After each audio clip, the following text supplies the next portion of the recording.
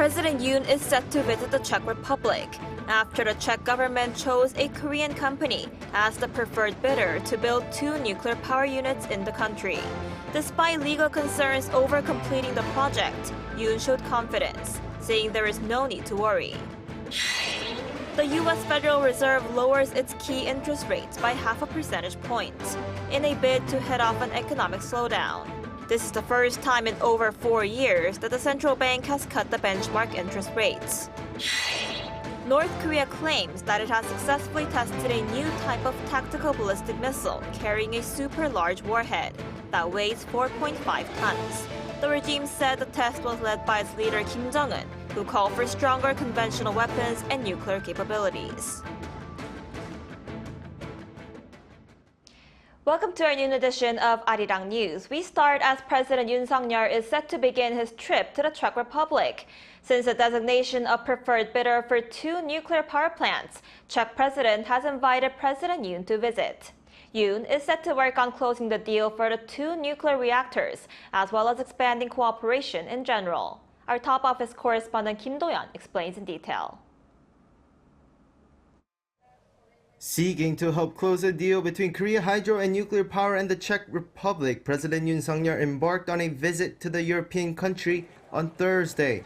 This trip comes as this past July, the Czech government chose Korea hydro and nuclear power as the preferred bidder to build 2 nuclear power units in Dukovany, a project worth 24 trillion Korean won, or about 17.3 billion US dollars. However, there have been appeals against the Czech government's decision by the 2 sides also competing for the project, U.S. company Westinghouse and France's Électricité de France. Westinghouse claims the Korean company doesn't have the license to use a nuclear power tech owned by the U.S. firm, while EDF claims the selection process wasn't transparent. To this, President Yoon said in a written interview with Reuters published Thursday morning that, quote, there is no need to worry and that his confidence any obstacles can be overcome. He added Seoul and Washington were creating an amicable atmosphere among businesses in the nuclear energy sector to close out the differences. As for the summit, the top office also said the trip will serve as a means to establish a nuclear power alliance between South Korea and the Czech Republic. The President, during this official visit to the Czech Republic, will convey Team Korea's firm commitment to the successful completion of the nuclear power plant project and will actively engage in sales diplomacy as the nation's #1 salesman to secure the contract. A nuclear power alliance between South Korea and the Czech Republic is expected to be established through this visit. The 4-day visit will start with an official welcoming ceremony in Prague and a summit with Czech President Petr Pavel, as well as an official banquet. On Friday, he will meet with Czech Prime Minister Petr Fiala and travel to the city of Pilsen to visit nuclear power production companies. Coming back to Prague with the Prime Minister, Yoon will sign MOUs in fields including trade, investment, and advanced technology, signaling cooperation beyond the nuclear power sector. The Czech Republic is also known for its manufacturing capacities, especially in automobiles. More than 100 companies from South Korea are already operating in the country, and to enhance economic exchanges, the 2 nations are set to sign a trade and investment promotion framework during this trip. Meanwhile, Yoon will also be accompanied by a business delegation made up of officials from more than 50 South Korean companies, from conglomerates to small businesses. Kim Do-yeon, Arirang News. During Yoon's visit, South Korea and the Czech Republic are expected to enhance their strategic partnership based on their shared democratic values. Our correspondent Oh Soo-young is in Prague and files this report. South Korea and the Czech Republic are expected to ramp up their strategic partnership this week as President Yoon Suk-yeol makes an official visit to Prague on Thursday. The trip comes after a South Korean consortium led by Korea Hydro and Nuclear Power was selected as the preferred bidder to build the first 2 units of Czechia's Dukovany nuclear power plant. We have to accomplish the final agreement, which should be signed around March next year. But there is a lot of work to be done because this final agreement is the final document that will actually prove that the KHNP will be the bidder and what will be the conditions, in a sense of a time, a sense of the money, and of the financing, the localization projects, meaning the participation of the Czech companies in the whole process. Yoon's officers said South Korea would assist in the localization of nuclear energy capabilities through deeper industrial and technological cooperation as a so-called nuclear power alliance. According to Czech ambassador to South Korea, Ivan Jančarek, this will be just the starting point of broader bilateral cooperation. With more than 100 Korean companies established in Czechia, the Central European country is an essential partner and base to expand into the European market for a diverse array of industries. So actually, machinery and industry is very important. Automobile sectors are very important. So actually, we see that there is a chance, with the new transformation of the automobile industry into the EV mobility. The second area is the semiconductors, how to actually make our supply chain more resilient, and more resistant to the possible disturbances in the world. And the third one is the health and farm sector, the pharmacy sector, because today the medicines and the health issues, one of the important things, for our societies which are aging. And furthermore, security will be another major issue, particularly with the ongoing war in Ukraine and Russia's military collaboration with North Korea.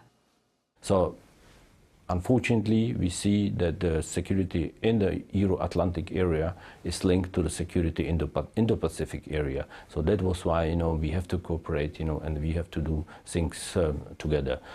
One of the areas where we can really cooperate is cybersecurity. Across all areas, the ambassador emphasized common liberal values of freedom, human rights and the rule of law. So actually give us, a base, for the alliance. And its alliance, is being based on economic cooperation, but, it should be primarily based, on these democratic shared values. As South Korea and Czechia mark 35 years of their diplomatic relations next year and 10 years of establishing their strategic partnership, President Yoon's visit is expected to serve as a pivotal moment to elevate bilateral ties to a brand new level. Oh Soo-young, Arirang News, Prague. Shifting gears, the U.S. Federal Reserve on Wednesday decided to cut its benchmark lending rates by 50 basis points to the 4.75% to 5% range. The latest decision marks the first rate cut in over 4 years since the onset of the COVID-19 pandemic. Our Lee Seung-jae has more. The U.S. Federal Reserve on Wednesday announced that it's cutting its benchmark interest rates by 50 basis points, bringing down rates to the 4.75 to 5% range. Today, the Federal Open Market Committee decided to reduce the degree of policy restraint by lowering our policy interest rate by a half percentage point. This decision reflects our growing confidence that with an appropriate recalibration of our policy stance, strength in the labor market can be maintained in a context of moderate growth and inflation moving sustainably down to 2%. The jumbo rate cut was the first cut in 4.5 years since the onset of the COVID-19 pandemic. A statement released by the U.S. Central Bank cited recent indicators that suggest economic activity is continuing to expand at a robust pace, adding that while job gains have slowed and the unemployment rate has risen, the figure is still relatively low. Fed Chairman Jerome Powell also noted several economic indicators for the latest decision. Our patient approach over the past year has paid dividends. Inflation is now much closer to our objective, and we have gained greater confidence that inflation is moving sustainably toward 2%. As inflation has declined and the labor market has cooled, the upside risks to inflation have diminished and the downside risks to employment have increased. Powell added that the FOMC remains focused on achieving its dual mandate goals of maximum employment and stable prices for the benefit of the American people. Meanwhile, the U.S. Fed also lowered its year-end target rate median from 5.1% to 4.4%, according to the dot plot released on Wednesday, signaling another 50 basis point cut within the year. It added that the median benchmark lending rates are expected to drop to 3.4% at the end of 2025 and 2.9% by the end of 2026. However, Powell suggested a more careful approach for the rest of the year, saying that there is nothing in the economic outlook summary that suggests the Federal Reserve is in a hurry. Lee Seung-jae, Arirang News. North Korea has said that the short-range ballistic missile it launched on Wednesday was a tactical ballistic missile carrying a 4.5-ton warhead. This marks the second launch of such a missile since July. Our Shin-Young has the latest. North Korea on Thursday claimed that it successfully tested a new type of tactical ballistic missile capable of carrying a super-large conventional warhead the day before. The state-run Korean Central News Agency said that the test of the missile named Hwasongpo 11 Ta 4.5 was equipped with a 4.5-ton super-large conventional warhead. The test aimed to verify the missile's accuracy at a medium range of 320 kilometers and the explosive power of the super-large warhead. This is the second time since July that the North has said it tested such a missile. The KCNA said the North also successfully conducted a test fire of a strategic cruise missile, claiming its performance has been upgraded. It added that North Korean leader Kim Jong-un oversaw the test and expressed satisfaction. Kim said that the tests are directly linked to external threats to North Korea's security and emphasized the importance of having the strongest technology and overwhelming power in both nuclear and conventional weapons. Meanwhile, the Joint Chiefs of Staff announced on Thursday that North Korea sent around 160 balloons carrying trash towards South Korea, which started Wednesday evening and continued into the night. The JCS reported finding some 30 trash bundles in Seoul and northern parts of Gyeonggi-do province. No harmful substances were found, with the trash mainly consisting of paper, plastic, and bottles. South Korean military officials on Thursday addressed Pyongyang's recent missile tests and the launch of waste-carrying balloons. North Korea is far from what we'd consider a normal country. Their actions, such as launching trash balloons or missiles, are driven by various motives. One aim could be to incite internal conflicts in South Korea to advance their own agenda. The presidential office issued a statement warning North Korea against short-range ballistic missile launches, urging an immediate halt to provocations, including the launch of waste-carrying balloons. Shin-Young, Arirang News. Over in Russia, reports on Wednesday said a Ukrainian drone attack struck a large military depot in a town deep inside the country, causing a huge fire. According to Russia's health ministry, at least 13 people were injured in the blast in the Tver region, located about 380 kilometers northwest of Moscow, with residents forced to evacuate. An anonymous Ukrainian security official said the attack was carried out by Ukraine's security service, alongside the country's intelligence and special operations forces. Another Ukrainian intelligence officer said that among the ammunition destroyed at the depot were North Korean KN-23 short-range ballistic missiles. Over in the Middle East, at least 32 people have died in the past 2 days in Lebanon due to a series of communication device explosions across the country. The United Nations Security Council has scheduled an emergency meeting on Friday as the conflict between Israel and Hezbollah escalates. Our Kim Jong-sil reports. The death toll in Lebanon is rising after a wave of walkie-talkie explosions on Wednesday kills at least 20 people. This follows Tuesday's pager explosions, which killed at least 12 people, including 2 children. Thousands have been injured as communication devices known to be used by Iran-backed Hezbollah exploded across Lebanon over the past 2 days. Some of Wednesday's explosions occurred near a large crowd that had gathered for the funerals of victims from Tuesday's attack. Israel is widely believed to be behind both attacks, further escalating tensions in the region. The United Nations Security Council will hold an emergency meeting on Friday local time. Meanwhile, the UN Human Rights Office said on Wednesday that the widespread explosions are shocking and their impact on civilians unacceptable. There must be independent, thorough and transparent investigations into the circumstances of these mass explosions. Those who ordered and carried out such an attack must be held to account. On Wednesday, the UN General Assembly passed a resolution calling for Israel to end its, quote, unlawful presence in Gaza and the West Bank within 12 months. 124 member states supported the non-binding resolution, with 43 countries, including South Korea, abstaining, while 14 countries, including the US and Israel, opposed it. White House National Security Council spokesperson John Kirby told reporters on Wednesday that the U.S. was not involved in the Lebanon attacks and declined to confirm Israel's involvement. 김정실, Arirang News.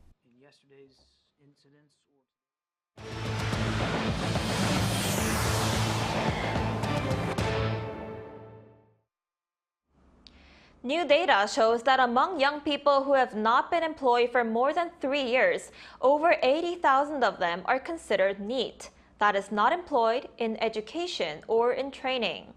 According to data from Statistics Korea on Thursday, as of May 2024, there were 238,000 young people aged between 15 and 29 who had not been employed for more than 3 years.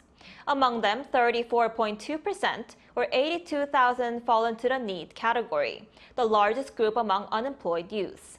The data also shows the total number of unemployed youth reached its highest level in 3 years in May. Samsung Electronics TVs has secured the top spot in TVs for overall customer satisfaction among Americans for the second consecutive year. According to the 2024 American Customer Satisfaction Index survey, Samsung TVs also took the #1 spot for product quality, and service experience. Improving 2 points from last year to score 84 out of 100, the ACSI said that such a surge in consumer satisfaction coincides with Samsung's 18 consecutive years of dominance in terms of global TV market share.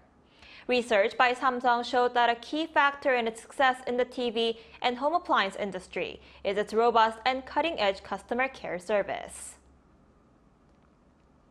South Korea's automotive exports reached a near all-time high for the month of August, driven by record figures for hybrid electric vehicles.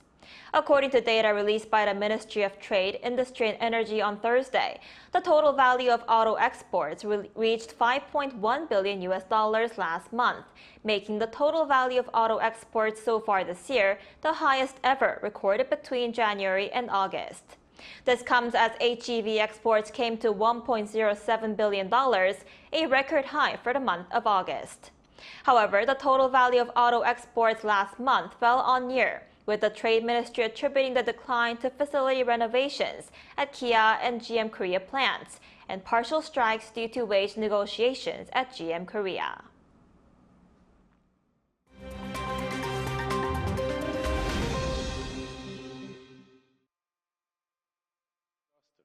Let's take a look at the latest news in the world now. Members of the European Parliament called for the release of EU funds on Wednesday to pay for damage from flooding that killed at least 21 people across Poland, the Czech Republic, Romania and Austria this week. Italy issued yellow alerts effective from Thursday for nearly 50 regions in the country as Storm Boris moved westward, bringing a risk of floods and landslides. Flooding in Central Europe is reportedly the worst in at least 2 decades, wreaking havoc from Poland to Romania, causing deaths, destroying bridges, submerging properties and cars, and leaving cities and towns covered in mud and debris. Local governments and residents in Central Europe saw significant financial damage as the storm dumped up to 5 times the average September rainfall in 4 days up to Tuesday, prompting appeals for financial help from the EU. Czech Finance Minister Zbigniew Stanjura suggests the European Parliament approve an amendment to the budget to include flood relief on Tuesday, saying that damages could total $4 billion. Europol on Wednesday said the encrypted communication platform Ghost, known for its use by organized criminals for large-scale drug trafficking and money laundering, had been dismantled in a global operation. Europol also said the investigation led to the arrest of 51 suspects from mostly Australia, with additional arrests made in Canada, Ireland, Italy and Sweden. Australian authorities on Wednesday charged the app's alleged administrator, 32-year-old J. Yoon Jung, for supporting a criminal organization and profiting from criminal proceeds following raids conducted over 2 days in 4 Australian states. Australian police said that they had prevented 50 people from being assassinated, kidnapped or seriously injured by monitoring at least 125,000 messages and 120 video calls since March. Europol also touted the bust of a drug lab in Australia and a global seizure of weapons, drugs, and over $1.1 million in cash, with its executive director praising the collective effort to bring down what she called a lifeline to organized crime. Google on Wednesday won a challenge against a $1.66 billion antitrust fine imposed by the European Commission. The American tech giant had been accused by the European Commission of using its market dominance to force websites to use its AdSense platform over other search advert brokers between 2006 and 2016. While the Luxembourg-based General Court mostly agreed with the EU competition enforcer's assessments, the judges annulled the fine, saying that the European Commission had failed to take into account all the relevant circumstances in terms of clauses it found to be unfair. Google last week lost its final appeal against a $2.7 billion antitrust fine from the European Commission for unfairly using its shopping price comparison service to gain an advantage over rivals. American rapper and record producer Sean Diddy Coombs has been denied bail again on Wednesday by a New York judge. Coombs, who was arrested on Monday by Homeland Security on suspicion of sex trafficking, racketeering conspiracy, and interstate transportation for prostitution, pleaded not guilty in a Manhattan federal court. U.S. District Judge Andrew L. Carter, Jr. denied bail for Coombs on Wednesday on the basis of possibility that Coombs may tamper with witnesses following a request for continued detention before trial from the prosecution. Coombs has been accused of using his business empire, including his record label Bad Boy Entertainment, to transport sex workers across states to take part in recorded sexual performances called freak-offs. He faces sentencing of up to life in prison and a minimum of 15 years if he is convicted of the 3 felony counts. Kim Seong, Arirang News.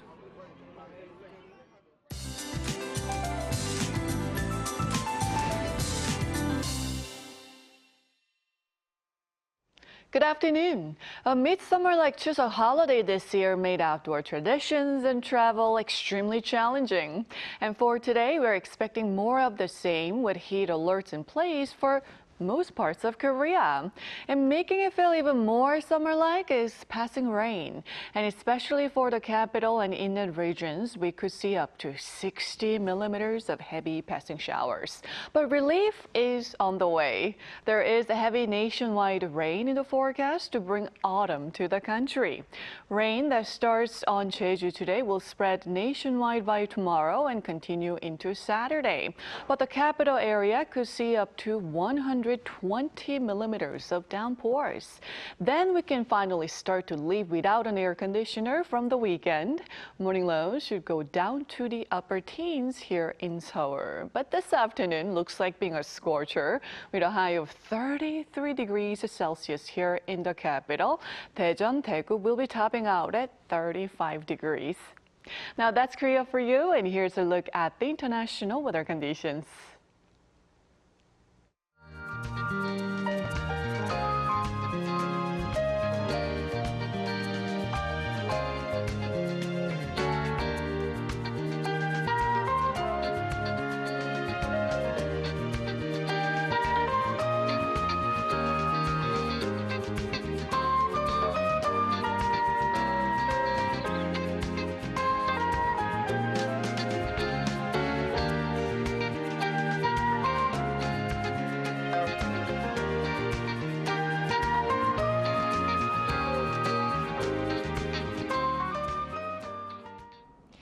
Now that wraps up today's noon edition of Arirang News. Thanks for watching. We'll be back with more updates at 2 p.m. Korea time.